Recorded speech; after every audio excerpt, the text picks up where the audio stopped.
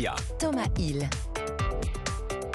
Et comme chaque jour, on démarre cette émission avec l'inénarrable session de rattrapage de Jean-Luc Lemoine. Et alors, Jean-Luc, je vous présente Mélissa Bell, spécialiste des relations internationales et correspondante de la chaîne de télévision CNN à Paris. Ah là là, je suis fasciné par votre métier.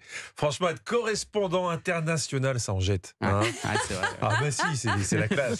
En plus, pour une étrangère, être nommée à Paris, vous imaginez le rêve? C'est un peu Emily in Paris. Oui. Enfin, en théorie. Vous, Mélissa in Paris, c'est plutôt Mélissa se fait gazer dans les manifs des retraites. Hein, Mélissa, elle est sur mulot. Et Mélissa, elle est punaise de lit. Voilà. C'est ça la réalité. Soyez gentils, Mélissa. Pour le tourisme, ne dites pas la vérité sur notre pays. C'est tout ce que je vous demande. C'est vrai que les punaises de lit, on me les a beaucoup reprochées. Mais ça n'était pas de ma faute. À ma décharge, ça circulait sur les réseaux sociaux. Il fallait faire le vrai du faux. Sinon, on n'y aurait pas touché, je vous le promets. Mentez à l'avenir, s'il vous plaît.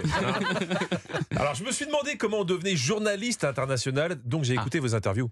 Pour devenir journaliste international, la première chose, c'est devenir journaliste. Sans déconner. Excellent. Sans déconner. Je crois que depuis qu'elle est en France, Mélissa a bien compris qu'elle s'adressait des teubés quand même. Est-ce que vous vous rendez compte quand même? Vous êtes seulement la deuxième correspondante internationale que je rencontre. La deuxième. La première, c'était Anissa. Enchantée, Mélissa. Comme vous, je ne sais pas si vous le savez, mais elle est totalement bilingue. Et ce film dont on parle, c'est Everything Everywhere All at Once, qui a eu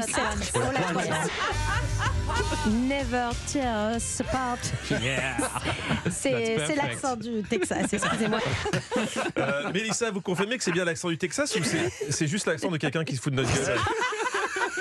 Mélissa, je vous en supplie, Je soutenez-moi. constate que c'est notre fête ce matin, apparemment. Oui, voilà. C'est bon. Ça, l'accent était très bien. C'est l'accent du Texas. Bien sûr. Merci, Bien sûr. Mélissa. Voilà, Du sud du Texas.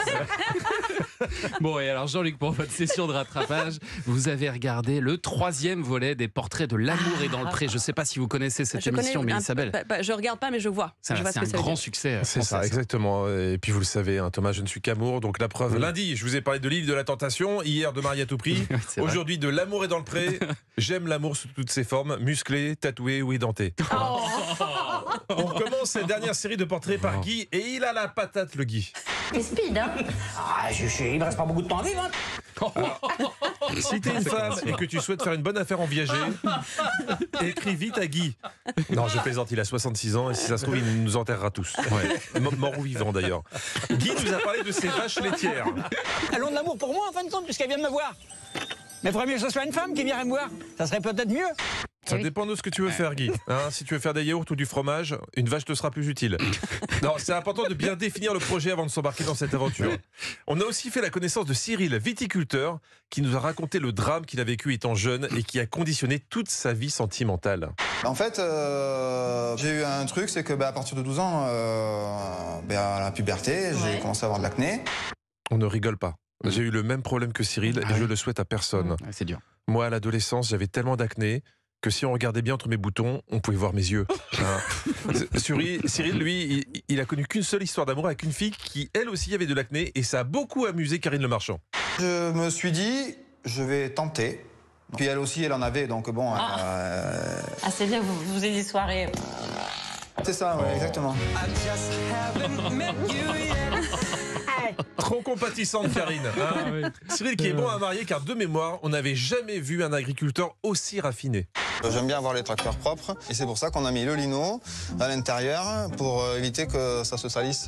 Du lino à l'intérieur d'un tracteur, c'est pas la classe ça? Si. On se croirait dans la voiture de Julien Pichenet. Lui, il a mis du marbre. On découvre maintenant Karel, 41 ans, éleveuse, qui sait ce qu'elle veut. Qu'est-ce que tu regardes en premier chez un garçon? Ses fesses. Tu peux tomber amoureuse d'un mec parce qu'il a des belles fesses. Il faut gratter un petit peu derrière. Et puis après, c'est une histoire de feeling, hein, d'odeur. Je pense que toutes les idées sont arrivées en vrac. À vous de trier. Oh non. On rejoint Christophe en Nouvelle-Aquitaine. Christophe a caché son homosexualité jusqu'à ses 39 ans. Et un jour, il a tout avoué à sa femme. Elle t'a pas reproché d'avoir caché qui tu étais depuis des années, tout ça? Mais non, pas tant que ça, non, pas tant que ça. Elle a été plutôt abasourdie et moi, j'étais à la fois libéré. Oh non. Joli cadeau. Oui, je sais que vous l'aurez dans la tête toute la journée. Merci beaucoup. Mais bon, c'est l'hiver hein, et le froid est pour moi le prix de la liberté. Vous savez tout, il reste plus qu'à envoyer des lettres avec cette précision quand même étonnante de Karine Le Marchand. En tout cas, je le répète, n'oubliez pas d'envoyer des photos récentes et de vous. Oui, de vous. Arrêtez d'envoyer des photos de Laetitia Casta ou Anissa Haddadi. À un moment, on va se rendre compte que la photo sur la boîte ne correspond pas à ce qu'il y a à l'intérieur. Oh, merci Jean-Luc Lemoyne. Quel régal, l'amour est dans le pré, c'est quand même merveilleux ça. Ouais. Bon, et Jean-Luc, on vous retrouve demain et d'ici là, bien sûr, en replay sur europe1.fr.